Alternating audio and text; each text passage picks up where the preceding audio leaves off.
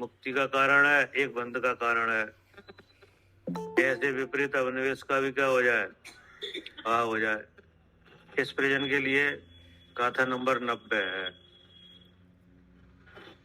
कि इनका विशेष उपदेश दिया है, इसे अच्छी तरह समझ में आए और फिर अपना स्वरूप समझ में आए कि अब पुण्य पाप के भेदों से आश्रम को दो प्रकार का कहते हैं कि कर्म पुण्य पाप के भेद से दो प्रकार का है। मतलब कर्म ही दो रूपता को धारण कर रहा है, ठीक है ना। तो कर्म एक ही है। जैसे एक कोई व्यक्ति है, वो पहले किसी शकल में आता है, फिर वेश बदल के दूसरी शकल में आए, तो व्यक्ति कितने हैं, एक ही है। ऐसा कर्म एक ही है, वही पुण्य के रूप में आता है, कोई पाप के रूप में आता है, लेकिन वो कर्म एक ही है। ये ना समझने से और ये कर्म है पुण्य के रूप में आए चाहे पाप के रूप में, जो बांधता है तो कैसे बांधता है, जीव को माने मुझे, लेकिन फिर भी हमसे कैसा है, अलग है कि नहीं, ऐसा जानना चाहिए। इसलिए इसको, इस गाथा को कहा है कि कर्म पुण्य पाप के भेद से दो प्रकार का है और उनके कारण भी मार्च महीने में जो भी होंगी चेक कर सत लीजिएगा, क्लियर आपका हो जाएगा। इसके अलावा प्रशस्त इतर अप्रशस्त दो ही होते हैं। इस महीने में चांस हैं बढ़ जाते हैं। अब इनके जो कारण है सफेद पुष्ट, पुण्य के और पाप के, सफेद दाग, पुण्याश्रव के और पापाश्रव के कारण नहीं, वे परिणाम है। ये क्या है, हाँ ऐसे भी कह सकते हैं वे जीव के परिणाम है। उनमें जीव के परिणाम है माने कि जीव के परिणाम है माने मंद कसाय कसाय शायद जीव के परिणाम है। कैसे हैं, कसाय शायद परिणाम है। अब वो मन कसाय वाले हैं और तीव्र कसाय वाले, ठीक है ना। कि और उनके कारण यानी पुण्य कर्म के और पाप कर्म के कारण प्रशस्त और अप्रशस्त दो हैं। उनमें मंद कसाय परिणाम तो प्रशस्त यानी 100 हैं और तीव्र कसाय परिणाम अप्रशस्त यानी 100 हैं।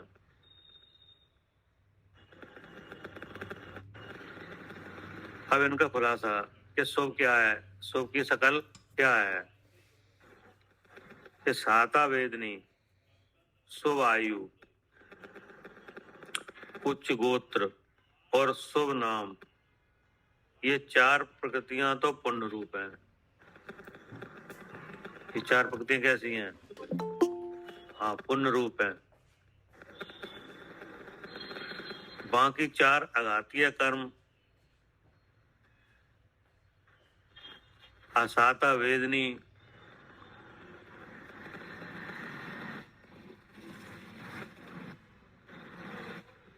नरकायु, नीच गोत्र और अशुभ नाम, ये चार प्रकृतियां पाप रूप हैं।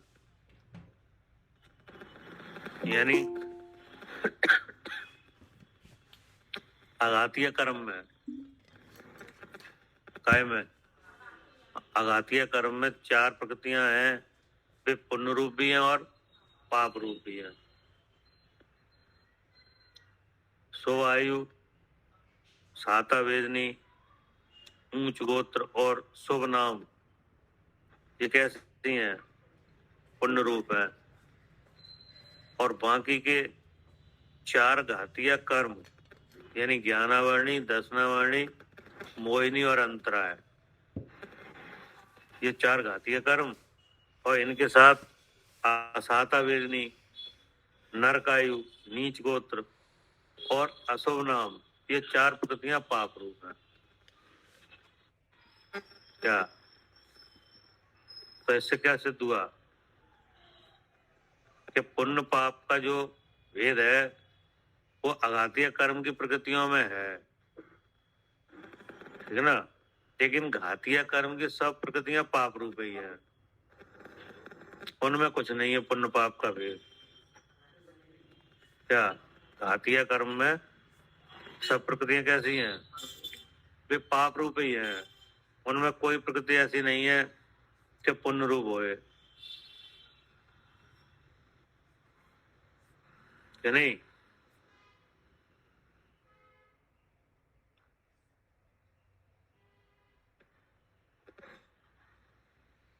क्योंकि कैसे हैं वे सब पाप रूप? कैसे हैं? तो सब पाप रूप ऐसे हैं कि जीव का जो ज्ञानानंद है, क्या जीव का जो ज्ञानानंद स्वभाव है कि नहीं, ना तो उसको प्राप्त होने देती हैं कि नहीं, ना उसकी प्रतीति होने देती हैं, न जानकारी होने देती हैं, न ठहरने देती हैं, न सुख लेने देती हैं, क्या न स्वरूप प्रकट करने देती हैं। अगर स्वरूप प्रकट करना भी चाहो तो अब मन में स्वरूप की रचना ही नहीं होती कि नहीं। तो इसलिए इस तरह से जीव के जो वैभव को जो प्राप्त करे उसमें रुकावट है, तो चाहे पुण्य के साथ हो चाहे पाप के साथ। क्या वे प्रकृतियां कैसी हैं? चाहे पुण्य के साथ काम करें चाहे पाप के साथ, वो सब वही काम करेंगी कि नहीं। जैसे कोई जन सामान्य को भी आत्म स्वरूप को जानने में रोकती हैं तो चक्रवर्ती को भी रोकती हैं। क्या नहीं ये समझ में? कोई जन सामान्य को रोकती हैं तो चक्रवर्ती को भी रोक देंगी। वे घातीय कर्म अपने ज्ञान आनंद को पाने में। हाँ ठीक है ना। जैसे जन सामान्य को रोकती हैं वैसे अवरत सम्य दृष्टि को भी रोक देंगी। क्या स्वरूप में ठहरने के लिए ठहरने नहीं देंगी। जान लिया तुमने तो ठीक है, लेकिन अब हम ठहरने नहीं देंगे। ऐसी वे हैं घातीय कर्म की प्रकृतियां। जैसे जन सामान्य को रोकती हैं कि नहीं, अवरत सम्य दृष्टि रोकती है, मुनराज को भी रोकती हैं। क्या किन्हें रोकती हैं? हाँ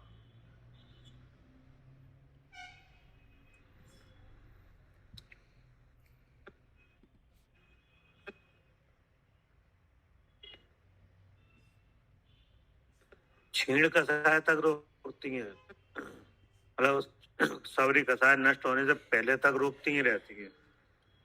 क्या छदस्त छदस्त होकर रखती हैं। क्या तद्भव मोक्षगामी जीव को, किन्हें? तद्भव मोक्षगामी जीव को छदस्त बना के रखती हैं। और अगर वो जीव दीक्षा भी ले ले कि नहीं तो भी हाँ सकल सकल चारित्र की जो यथाख्यात चारित्र की सिद्धि वहां भी रोकती हैं। मतलब पहले से क्लियर है कि जीव मोक्ष वाले हैं, इसी भाव से मोक्ष जाएंगे, मोनित्व की भी है, और तो भी छदस्त बना के रख देती हैं। हाँ हाँ नहीं, जैसे जन सामान्य को रोकती हैं वैसे ही तीर्थंकर को भी, तीर्थंकर तो आने से पहले कि नहीं, मुनित्व काल में रोक के रहती हैं,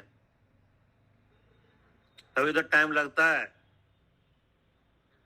क्या आदिनाथ प्रभु को कितने दिन रोके रहे? 1000 वर्ष।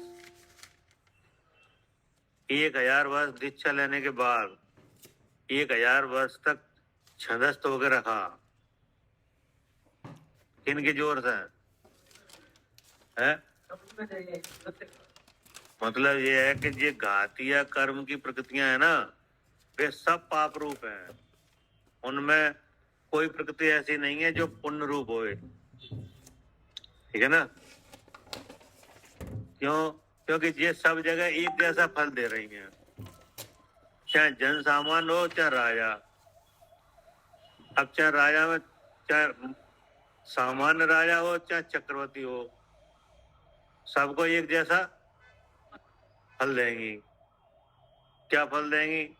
कि जो जीव का अपना वैभव है कि नहीं, अनंत चतुष्ट है, उसको प्राप्त होने में बाधा डाली जाएगी।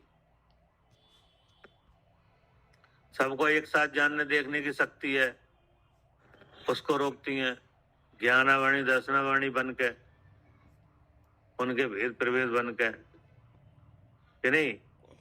और जो अपना आनंद सुख उसका भोग, कि नहीं, उसको रोकती हैं,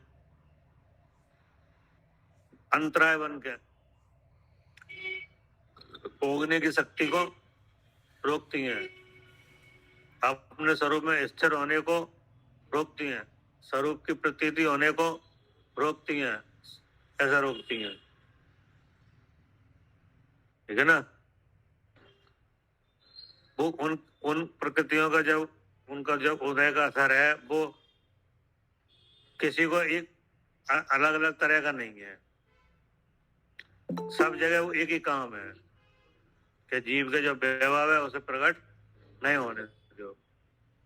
अब वो जीव चाहे राजा होए चाहे जन सामान्य होए, कि नहीं। अब राजा में भले ही महाराजा होए चाहे सामान्य राजा होए, कि नहीं। अब सम्यक्ति होए, कि नहीं, चाहे असंयत समदृष्टि हो चाहे संयत हो, कि नहीं। संयतों में चाहे परम संयमी हो, परम संयमों में चाहे 4 ज्ञान का धारी हो, कि नहीं, तो भी वे रोकती रहेंगी। अब 4 ज्ञान के धारियों में चाहे तद्भव मोक्षगामी हो, तो भी क्या करेंगे? तो भी रोकेंगे। मोक्षगामियों में भी तीर्थंकर हो, तो भी क्या है? तो भी रोकेंगे। उनका काम ही क्या है? एक जैसा है कि जीव को अपना वैभव प्राप्त ना हो पाए। हाँ, घातीय कर्म का, इसलिए वे कैसी हैं? सब पाप रूप हैं। बाकी अघातिया में पुण्य पाप का असर है, ठीक है ना। इसका यहाँ पे खुलासा किया। उनके कारण आश्रम भी 2 प्रकार के हैं। मंद कसाय रूप परिणाम तो पुण्याश्रम है, और तीव्र कसाय रूप परिणाम पापाश्रम है।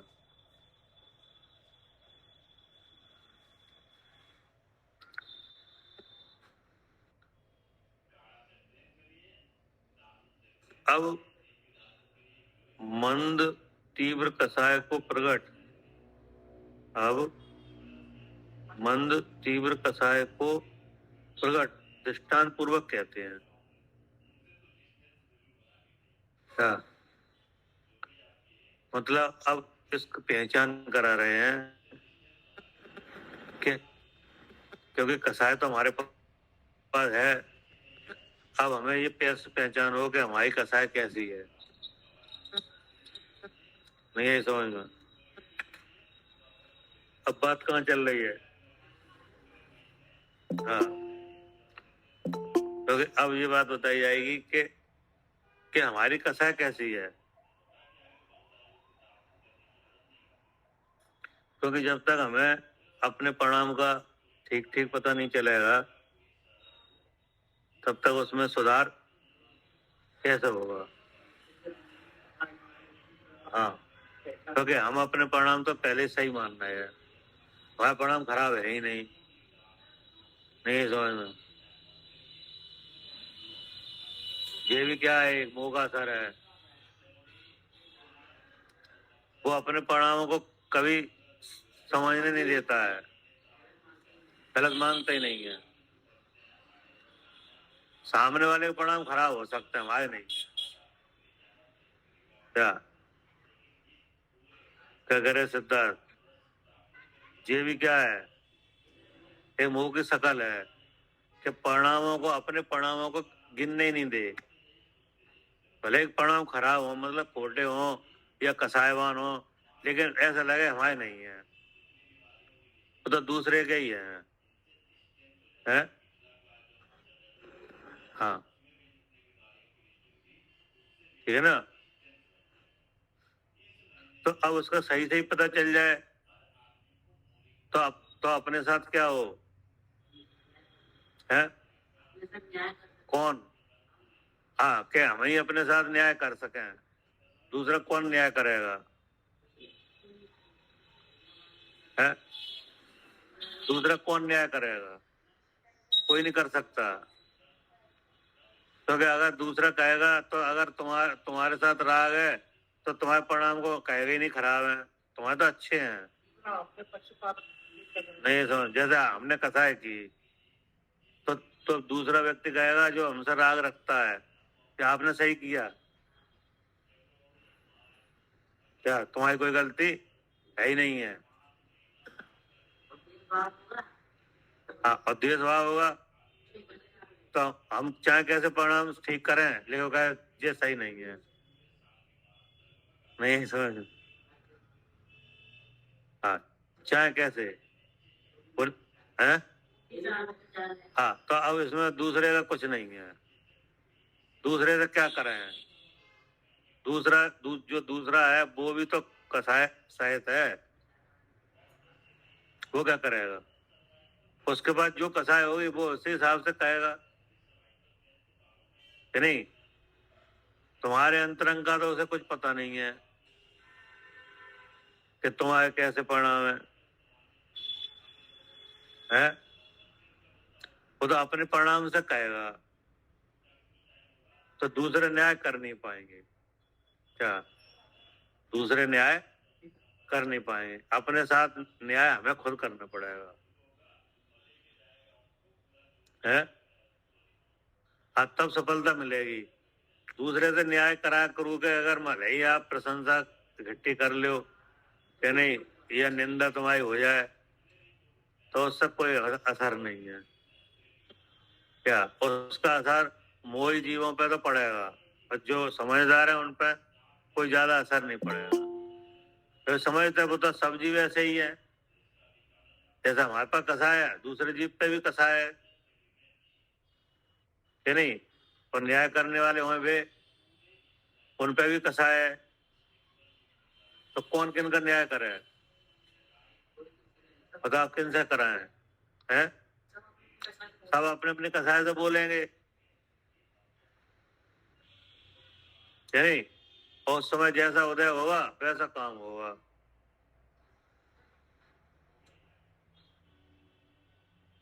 कि नहीं।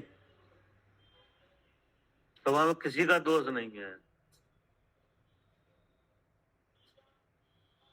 चाहे कुछ भी होए, लेकिन अंत में हमें अपने परिणाम ही देखने हैं, वो वहीं से कामयाबी मिलेगी और कहीं नहीं मिलेगी। बातें खूब हो जाएंगी, यानी वहां कोई वो नहीं है, वो तो कसाय भड़केगी तब होगा, कि नहीं।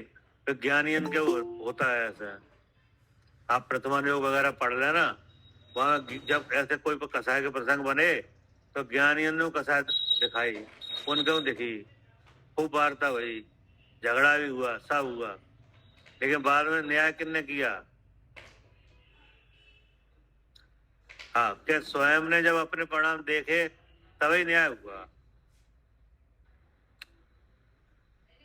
कि नहीं, और कहीं से नहीं हुआ।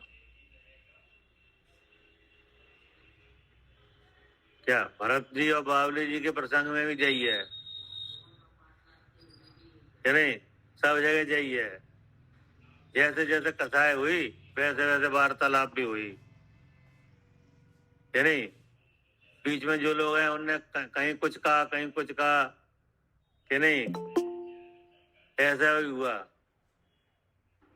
लेकिन अंतरंग अंतरंग कहाँ है? कि अंतरंग तो जिनने अपना न्याय खुद किया उन्हें ही न्याय हुआ। ऐसा प्रसंग है।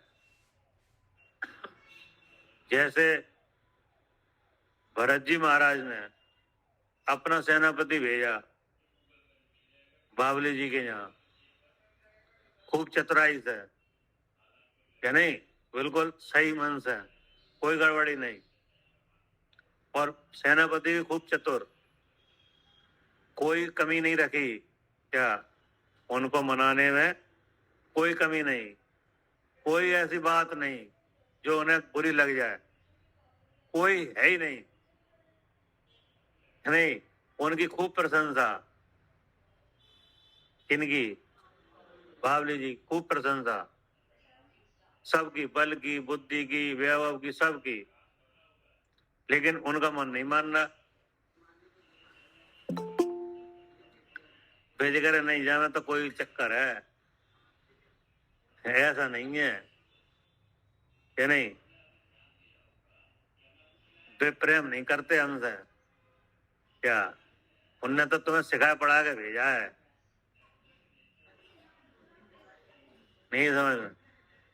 क्या कह रहे कि वे प्रेम नहीं करते हमसे, उनने तुम्हें सिखा पढ़ा के भेजा है, तुम बहुत चतुर हो, कि नहीं?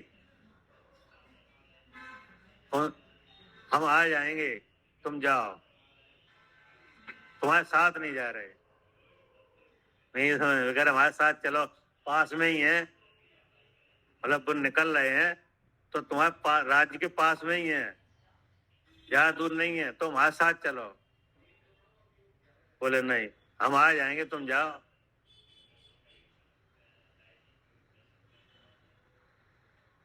कि नहीं? ऐसी खूब बातें हुई, नहीं गए वे।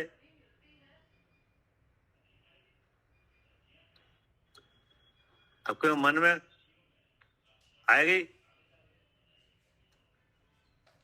कि नहीं? फिर और अनेक बातें हुई। फिर उन्होंने कहा कि अब मान लो, अब उन्होंने कहा नहीं, हमारे पास भले ही कम वैभव है लेकिन हम किसी का अधीन नहीं होंगे। पिताजी ने उन्हें खूब दिया, क्या पिताजी ने उन्हें खूब दिया, हमें कम दिया, ये हम संतुष्ट हैं, कि नहीं? लेकिन हम अधीन नहीं होंगे।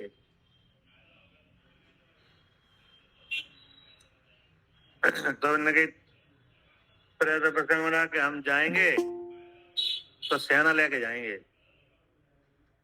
और आज नहीं जाएंगे, जब हमारी मर्जी होगी तब जाएंगे। आज तो हम कैसे नहीं जाएंगे, बताओ?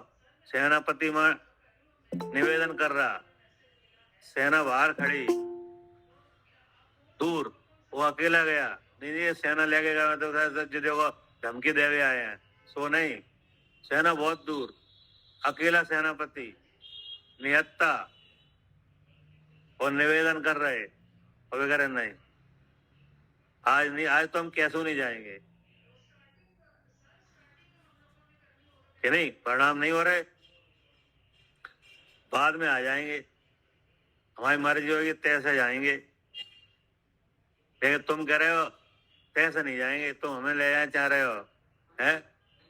तुम हमें पराधीन करने के लिए ले जा रहे हो, हम उन्हें नमस्कार करेंगे, हम ये करेंगे, हम वो करेंगे, तमाम बात है, नहीं जा रहे, तो हम आएंगे तो आ जाएंगे, और गए तो अपनी जो सेना वगैरह आती बाहर लेके गए। अब उनके सामने का सेना नेक सेना है, क्या? अब वो उनकी चक्रवर्ती की सेना, उनकी नेक छोटी ज्यादा बड़ी सेना नहीं है, कि नहीं? गए, पहुंच गए वहां, अब कसाई बदल गई, अब उनसे निगाह नहीं मिला रहे क्या? हाँ, अब उनसे निगाह ही नहीं मिला रहे। अब जैसे आप खड़े हो, ऐसे भी खड़े तो ऐसे नहीं बात कर रहे, इधर मुंह कर, है नहीं? अब इधर मुंह करें तो चारों तरफ सेना खड़ी, एक तरफ विद्याधरण की सेना उनके तरफ से आई, भरत जी की तरफ से, एक तरफ मलेच्छ खंड के राजाओं की सेना, दो हो गई, एक तरफ देवों की सेना और एक तरफ उनकी खुद की सेना, जय आर खंड की, जय अयोध्या वगैरह की, जय सब।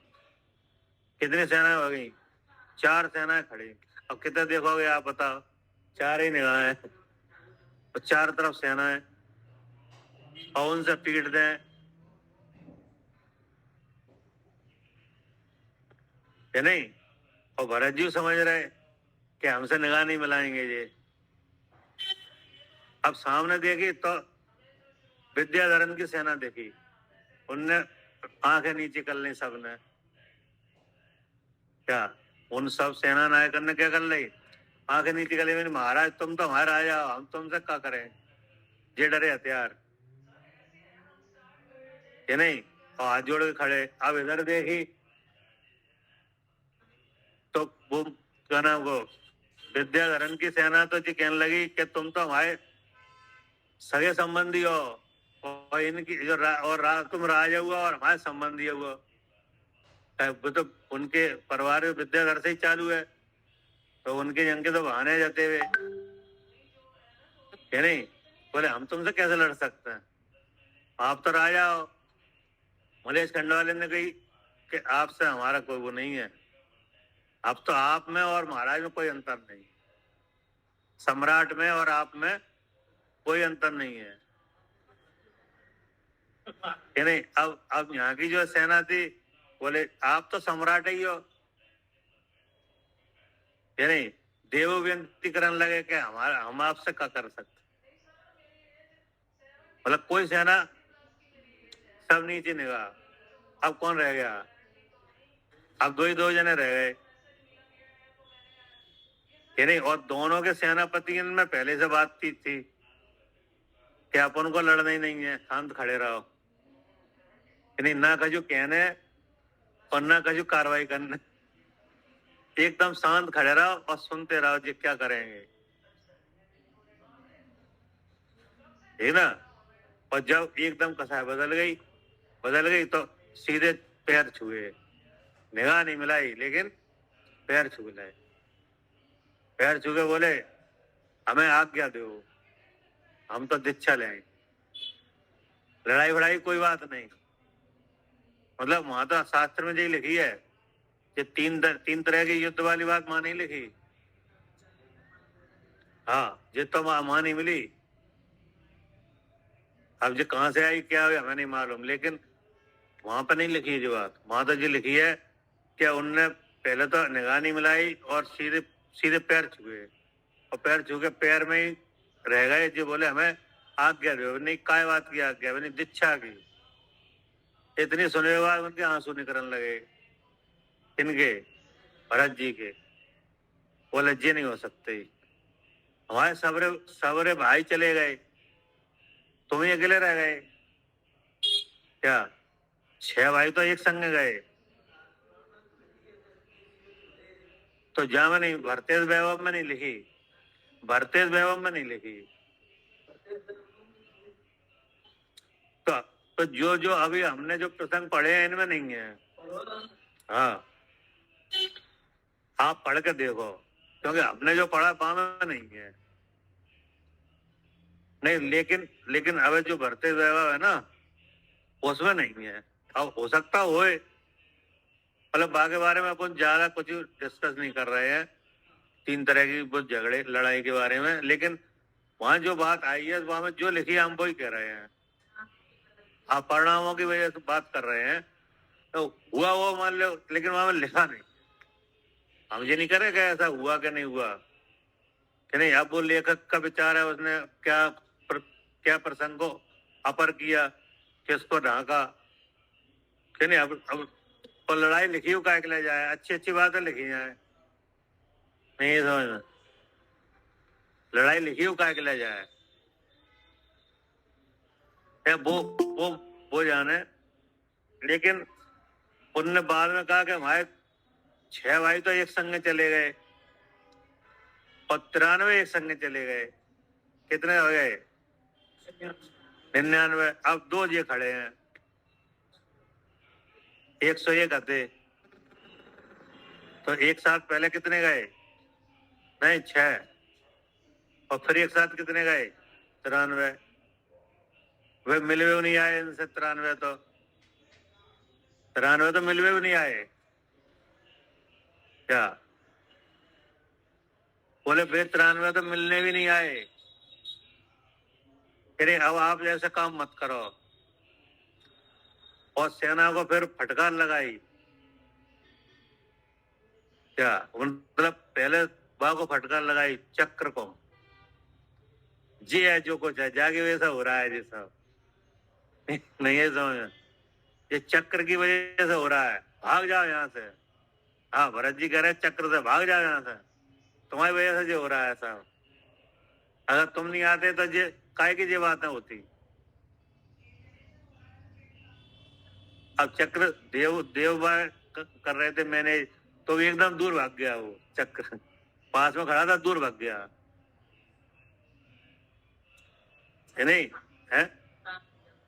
हटा हटा भागो भागो यहाँ से। और वो सेना से कह रहे कि जी महाराज क्या, हाँ तुम्हारे सम्राट ये है, हम नहीं है। और चक्कर से कह रहे भाग जाओ तुम, है नहीं? और फिर वो सब बात हो गई। अब वो बेमाने नहीं, वे करे हम पैरन से छोड़ेंगे नहीं पैर। हाँ बोला तो छोड़ा, तब हाँ बोली तो छोड़ दे। सो कहने लगे हम जीत गए, खड़े हो गए हंसने लगे, कहने लगे हम जीत गए और तुम हार गए। ऐसे कि हम आत्मा के आनंद लेंगे, तुम जराज देखो। नहीं नहीं, हम क्या करेंगे? हम आत्मा का आनंद लेंगे और तुम राज देखो। हम जीत गए और अपने पुत्र को संग लेके आए, बड़े वाले को, उम्र 10 साल, और भाई उनकी गोदी में बैठा ला, ये है तुम्हारे, इन्हें तुम देखियो। नहीं तो जो प्रणामी तो है, बदल गए हैं।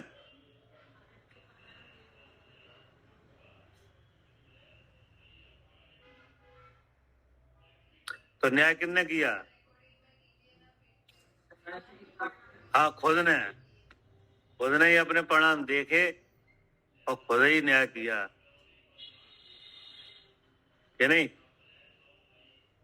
बाकी तो सब ये बातें हैं, ये तो कसाई के चित्र हैं और का।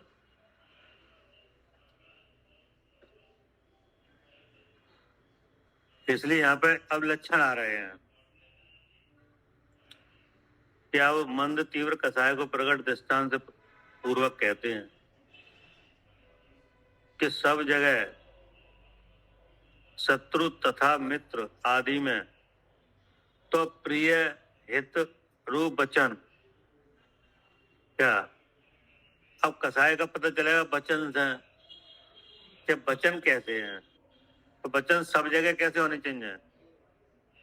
हाँ हित प्रिय रूप वचन होने चाहिए, चाहे शत्रु हो चाहे मित्र, ठीक है ना? होना तो ऐसे ही चाहिए, ठीक है?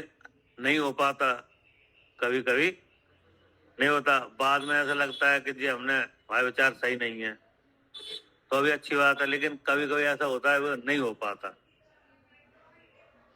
कि नहीं? लेकिन होना यही चाहिए। दुर्वचन सुनकर दुर्जन में भी क्षमा करना।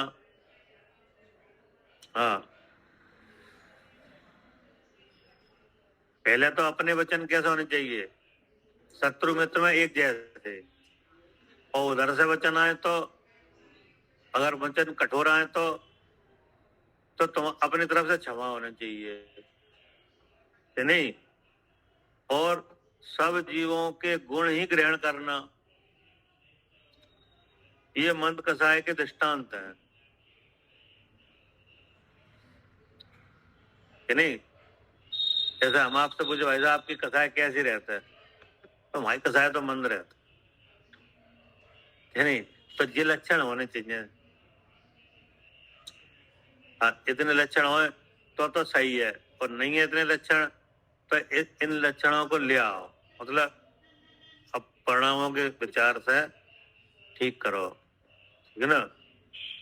ये मंद कसाय के दृष्टांत है। अब अपने अपने खुद देख लेना। अब अपनी प्रशंसा करना, अब कौन से वचन, अपनी प्रशंसा के। पूज्य पुरुषों में भी दोष ग्रहण करने का स्वभाव, क्या जो पुरुष कैसे हैं पूज्य हैं उनमें भी दोष निकालना, और बहुत समय तक बैर धारण करना, ये तीव्र कसाय के चिन्ह है। यानी अब दोनों चिन्ह आ गए।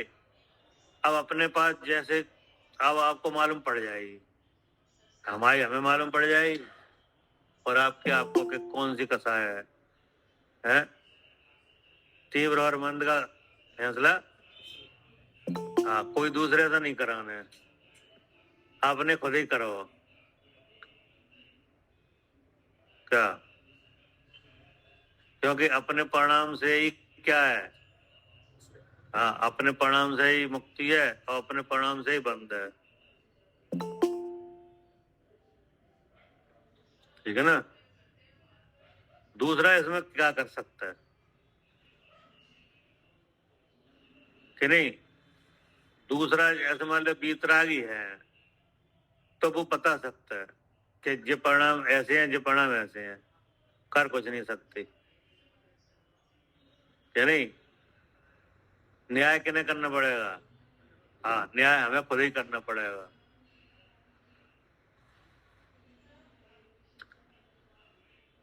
क्योंकि अब जो बाह्य निमित्त हैं वे सब बताने वाले हैं, यानी बाह्य निमित्त वे क्या है, वे सब बताने वाले हैं किन्हें,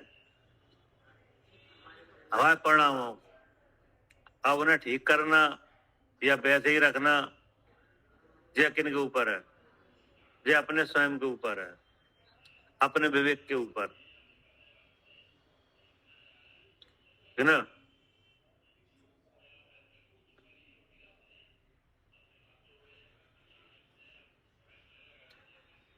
इस तरह से दोनों तरह के परिणाम आए। अब आगे की गाथा है फिर है कि अब कहते हैं कि ऐसे जीव के आश्रव का चिंतन निष्फल है। क्या?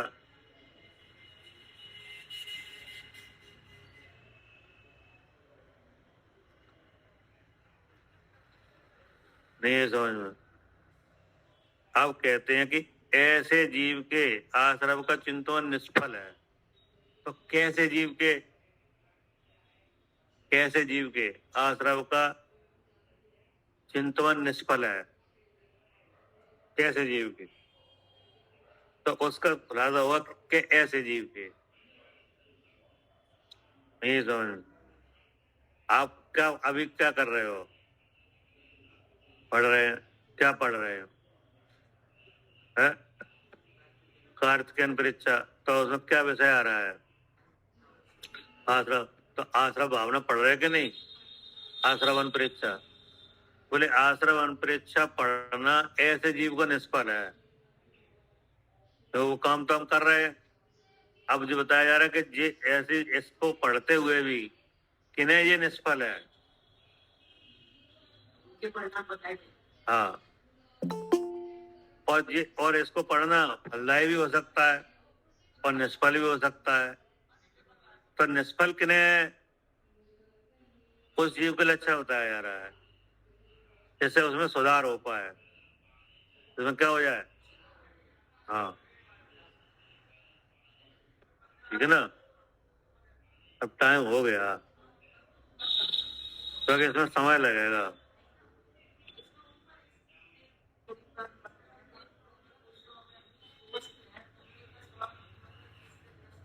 है सब जीवों के गुण ही ग्रहण करना, ये मंद कसाय के दृष्टांत है यहाँ।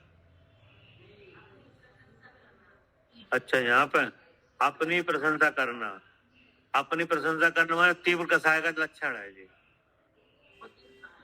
ठीक है ना। दूसरा है पूज्य पुरुषों में भी दोष ग्रहण करने का स्वभाव। अब जैसे पूज्य पुरुष है कि नहीं, तो पूज्य पुरुष पंच परमेष्टि है।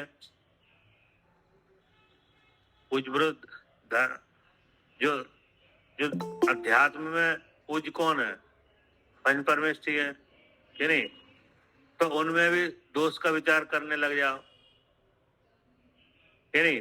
पूज्य पुरुष संयमी जीव भी पूज्य पुरुष है, देश संयमी भी कौन है, पूज्य पुरुष है। और सम्य दृष्टि वो भी पूज्य पुरुष है कि नहीं। अब अपने को आत्महित की शिक्षा देने वाला वो भी पूज्य है, क्योंकि एक अक्षर तुम्हें कोई सिखाए वो तुम्हारे कौन है, गुरु है। ऐसा भी आगम में लिखा है। तो जित हो गए धर्म के भेद में गुरु। अब है लौकिक गुरु, जैसे कोई आजीविका सिखाए तो वो भी क्या है, हाँ वो भी आजीविका गुरु है कि नहीं। जो आपको लौकिक शिक्षा सिखाए वो भी कौन है, शिक्षा गुरु है, लौकिक शिक्षा कि नहीं। जो आपको समाज में रहना सिखाए क्या, वे कौन है, कि वे हैं माता पिता। तो ये भी कौन है, यही पूज्य पुरुष है ठीक नहीं।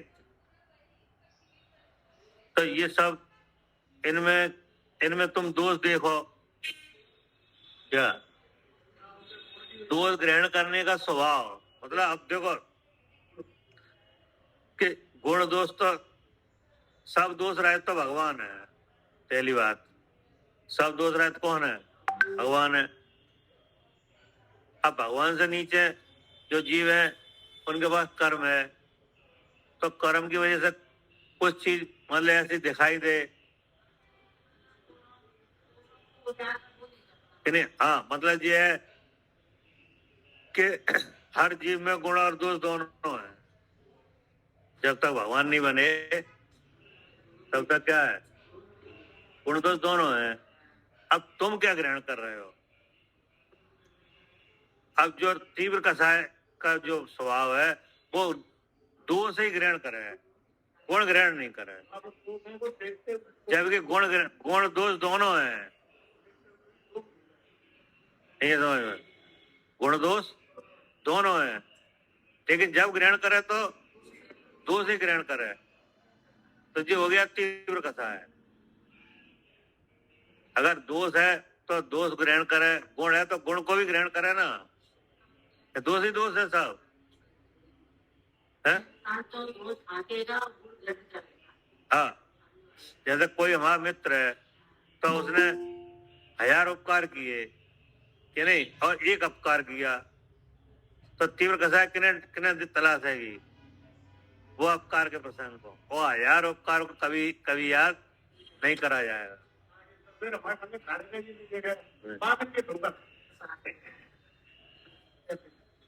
अब तो समझ में आई।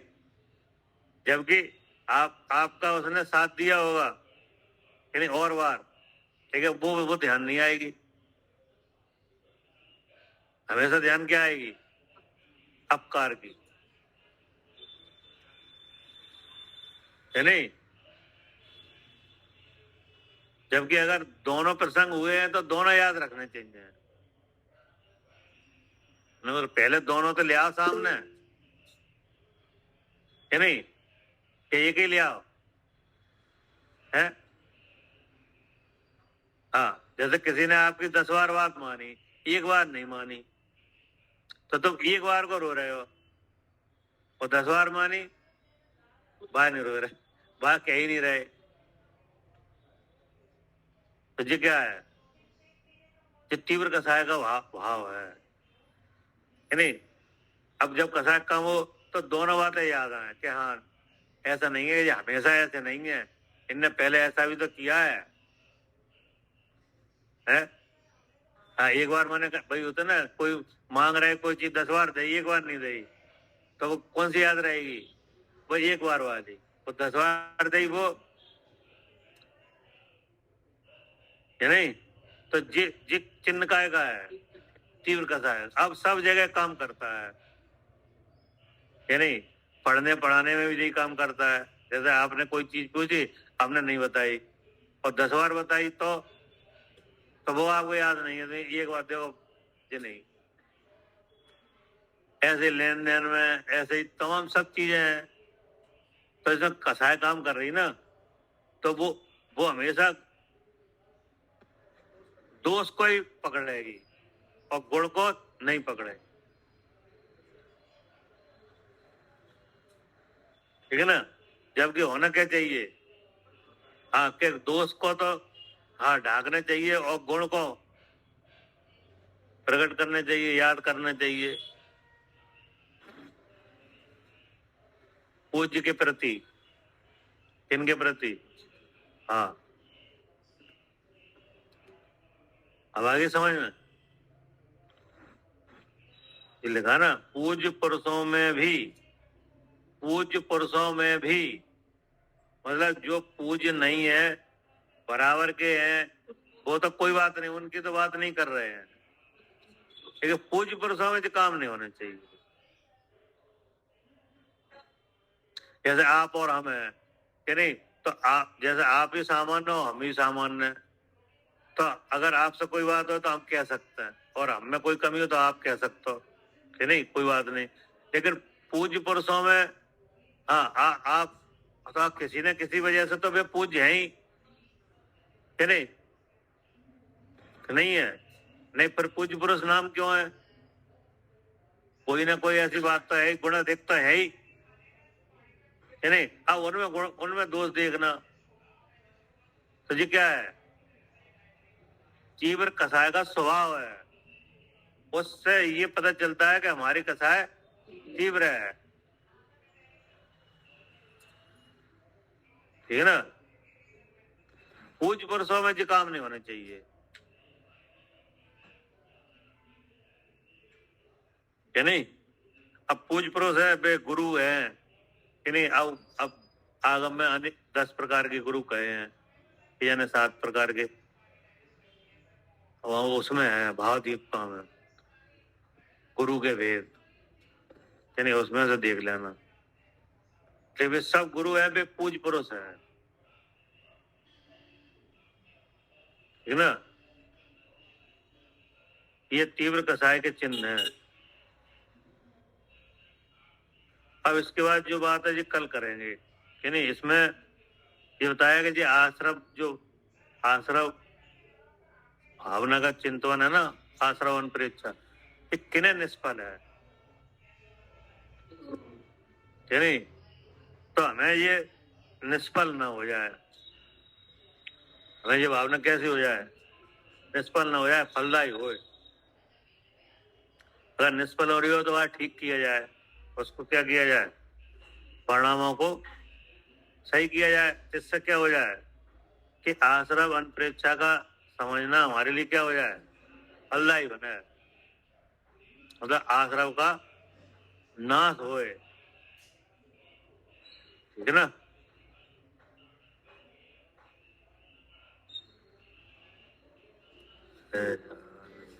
शुद्ध स्वरूप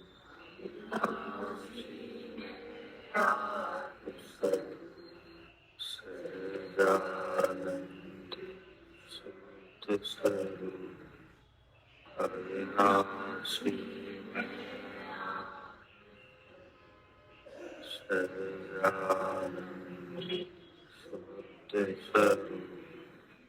अविनाशी